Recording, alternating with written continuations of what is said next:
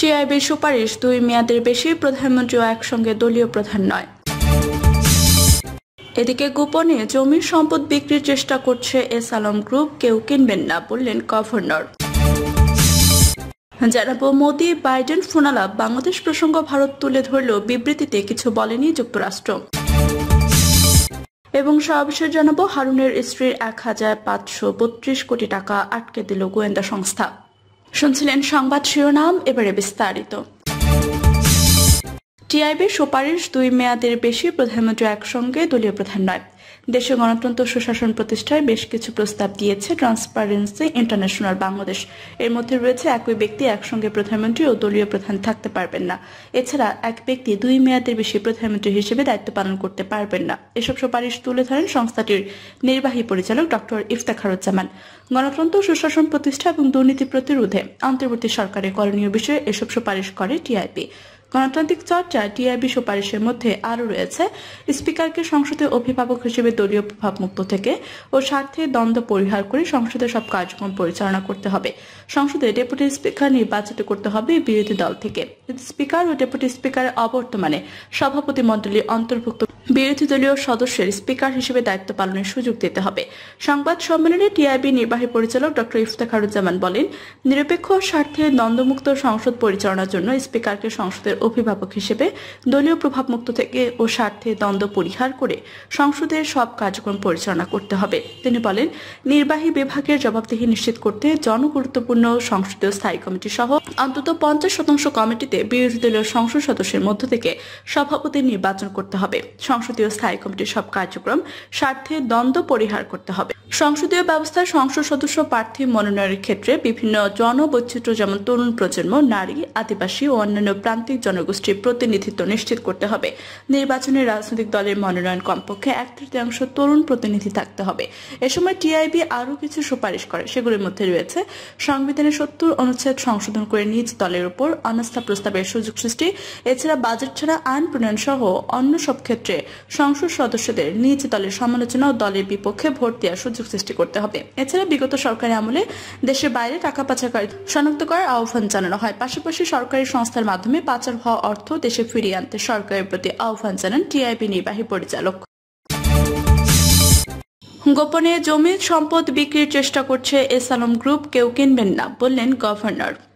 বাজেয়াপ্ত হওয়ার ভয়ে এস আলম গ্রুপ নামে বেনামে থাকা জমির সম্পদ গোপনে বিক্রি করার চেষ্টা করছে জানিয়ে সেগুলো না কিনতে হুঁশিয়ার করে দিয়েছেন বাংলাদেশ ব্যাংকের governor doctor Ahsan H Mansur. Ahsan H Mansur বলেন, এস আলম গ্রুপ ও তাদের স্বার্থ সংশ্লিষ্ট ব্যক্তি ও প্রতিষ্ঠানের সব ব্যাংকের লেনদেন ঋণ স্থগিত করেছে কেন্দ্রীয় ব্যাংক। এখন প্রতিষ্ঠানটি নামে বেনামে থাকা বিভিন্ন জমির সম্পদ বিক্রি করার চেষ্টা করছে। এগুলো ঠেকাতে আইনি প্রক্রিয়া দরকার। তাই রাষ্ট্রীয় স্বার্থে এই মুহূর্তে এস আলম গ্রুপের জমি ও সম্পদ কিনবেন না। তিনি বলেন, বাজেয়াপ্ত হওয়ার ভয়ে গোপনে সম্পদ বিক্রি করে দিচ্ছে এস আলম গ্রুপ। আইনি জটিলতার কারণে এখনই হস্তক্ষেপ করতে পারছে না বাংলাদেশ ব্যাংক, তবে শীঘ্রই আইনি উপায় খুঁজে বের করতে হবে। তাই সর্বসাধারণকে সাবধান করা হচ্ছে, এস আলম গ্রুপের সম্পদ কেউ কিনবেন না।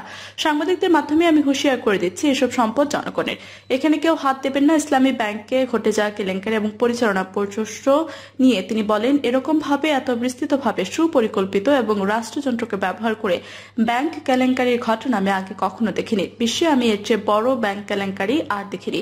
সম্ভবত এটাই সবচেয়ে বড় ব্যাংক কেলেঙ্কারি। আমাদের জন্য এটা একটি শিক্ষণীয় মডেল, তবে এটা এড়িয়ে চলতে হবে। তিনি আরো বলেন, ইসলামী ব্যাংকের যে নতুন বোর্ড গঠন করা হয়েছে তাদের সঙ্গে বসবো। তাদের আমি 1 সপ্তাহ সময় দিয়েছি, তারা আমাদের একটি পরিকল্পনা দেবে। এখন আর বসে থাকার সময় নেই, কাজ করতে হবে এবং কেন্দ্রীয় ব্যাংকের সঙ্গে কাজ করতে হবে। বোর্ড এখানে কোনো মালিক নয়, তাই তাদের সরকারের স্বার্থে, ব্যাংকের স্বার্থে এবং আমানতকারীদের স্বার্থে কাজ করতে হবে। বোর্ড দিয়েছি, দরকার হলে বোর্ড চেঞ্জ করব। প্রত্যেকেই যেন ইফেক্টিভলি এবং নির্মোহভাবে তাদের কাজ করে। গভর্নর আরো বলেন, আপাতত কাজ চালানোর জন্য এর মধ্যে 6টি ব্যাংকের পর্ষদ পুনর্গঠন করা হয়েছে। খুব শীঘ্রই আরো কয়েকটি পুনর্গঠন করা হবে। তারা রাষ্ট্রীয় প্রতিনিধি হিসেবে এখন ব্যাংক পরিচালনা করবে। ঠিকমতো কাজ না করলে সেগুলোতেও প্রয়োজনীয় পরিবর্তন করা হবে। ব্যাংকের একীভূতকরণ প্রক্রিয়া সম্পর্কে জানতে চাইলে আহসান এইচ মনসুর বলেন, এই প্রক্রিয়ায় এখন বাতিল। ভবিষ্যতে ব্যাংকিং কমিশন বা টাস্ক ফোর্স এসে যেরকম পরামর্শ দেবে সেভাবে কাজ করবে।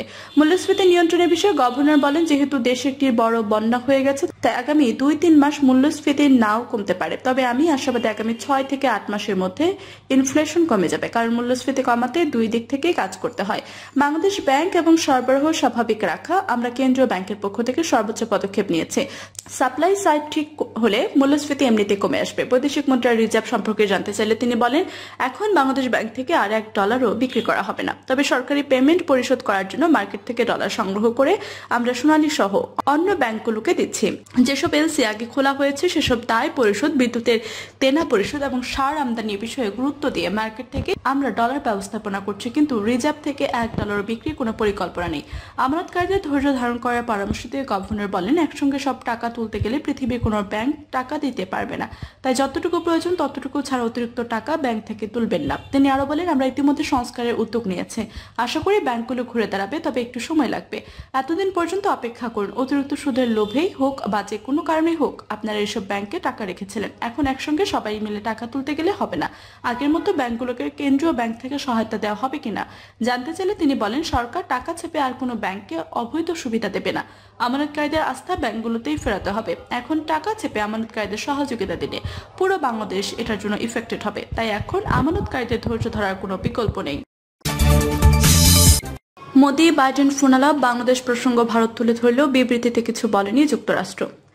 যুক্তরাষ্ট্রের প্রেসিডেন্ট জো বাইডেন ভারতের প্রধানমন্ত্রী নরেন্দ্র মোদীকে সোমবার ফোন করেছিলেন। সেই ফোন আলাপে বাংলাদেশ প্রসঙ্গ নিয়ে আলোচনা হয় বলে জানিয়েছেন ভারত।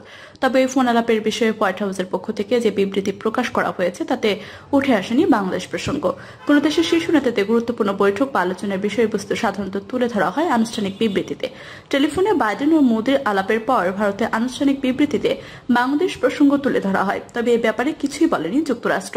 ফোন আলাপের পর ভারতের প্রধানমন্ত্রী নরেন্দ্র মোদী সামাজিক যোগাযোগ মাধ্যম এক্স হ্যান্ডেলে যে পোস্ট করেছেন তাতে লিখেছেন, আজ মার্কিন প্রেসিডেন্ট জো বাইডেনের সঙ্গে ফোন আলাপ হয়েছে। এ সময় ইউক্রেন পরিস্থিতি সহ ফোন আলাপের পর ভারতের প্রধানমন্ত্রী নরেন্দ্র মোদী সামাজিক যোগাযোগ মাধ্যম এক্স হ্যান্ডেলে যে পোস্ট করেছেন তাতে লিখেছেন, আজ মার্কিন প্রেসিডেন্ট জো বাইডেনের সঙ্গে ফোন আলাপ হয়েছে। এ সময় ইউক্রেন পরিস্থিতি সহ আঞ্চলিক ও বৈশ্বিক নানা বিষয়ে মত বিনিময় করেছে। তিনি আরো বলেন, বাংলাদেশ পরিস্থিতি নিয়ে আমরা আলোচনা করেছি, দেশটিতে দ্রুত স্বাভাবিক অবস্থা ফিরিয়ে আনার প্রয়োজনীয়তার উপর জোর দিয়েছি। পাশাপাশি বাংলাদেশের সংখ্যালঘু বিশেষ করে হিন্দুদের নিরাপত্তা নিশ্চিত করার বিষয়ে আলোচনা হয়েছে।